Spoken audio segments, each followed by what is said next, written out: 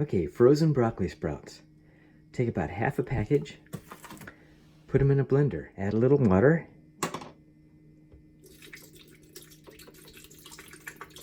grind 1/4 of a teaspoon of organic mustard seed in my coffee blender. My frozen broccoli sprouts.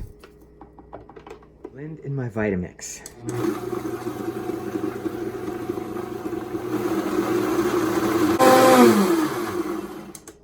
And I'm going to let it sit for a while I go outside and run some wind sprints.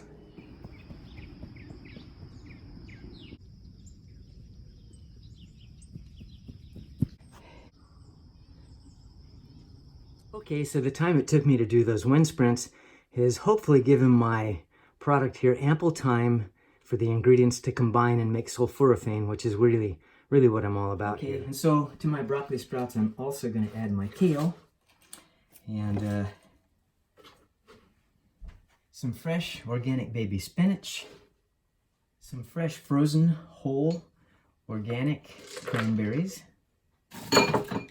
beets frozen fresh from my garden, some fresh flaxseed organic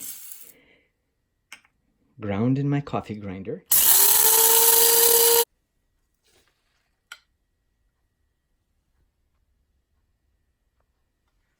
some frozen banana, frozen pineapple, some wild pesticide-free frozen blueberries, some organic dark sweet cherries,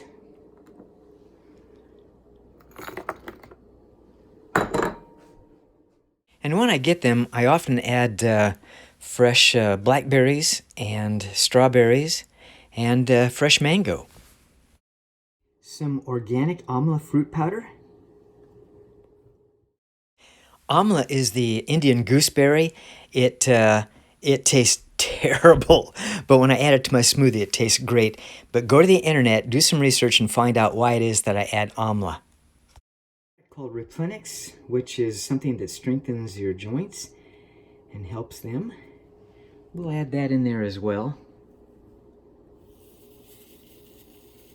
I will be 70 my next birthday, and so this stuff that helps my cartilage and cushions my joints and promotes elasticity, eases some of the joint discomfort, along with all the other things I take, is just extra protection for me, I hope. I'm also going to add some black grapes.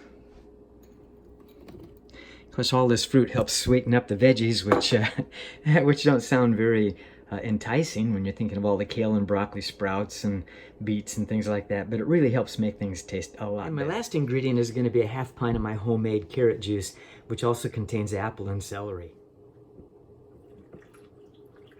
Okay, we need to blend this bad boy up. Okay, one's for me and one's for my wife. Our nearly 2-year-old grandson Alexander loves this stuff, and since I added the fruit, it tastes a lot better, and it doesn't do me any good if I can't get it down, and I have to make it taste good. So that's what I do for my morning smoothie. I recently retired as an associate professor at a graduate school, and I've often thought that one of the good course subjects that I would love to teach and become familiar with is taking this morning smoothie and all the ingredients that it has and looking at all the nutritional elements that make this up and determining what they are and how it is that each one of those elements helps the body. That would be a tremendous course, and it would take the whole course to get that all figured out and to do that assignment.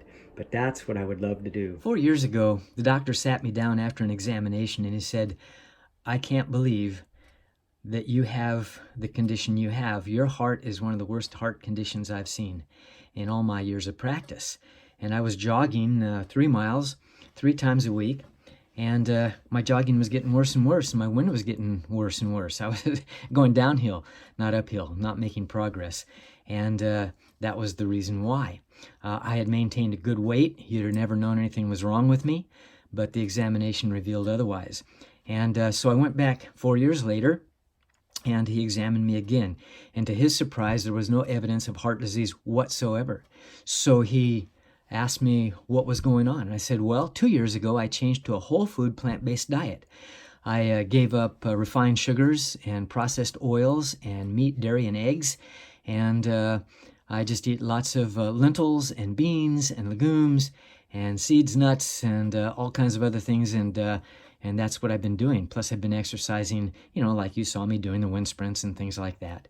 And I've also been out backpacking with a fully loaded pack. I'll go out and backpack 10, 15, 16 miles once or twice a week. And my energy and my strength is way up there. So nearly 70 years old, and these things are going on, and I wish I had paid more attention and been more wise about what I had been doing with my life up to that point. Now, are most people willing to make the kind of changes that I made? Probably not.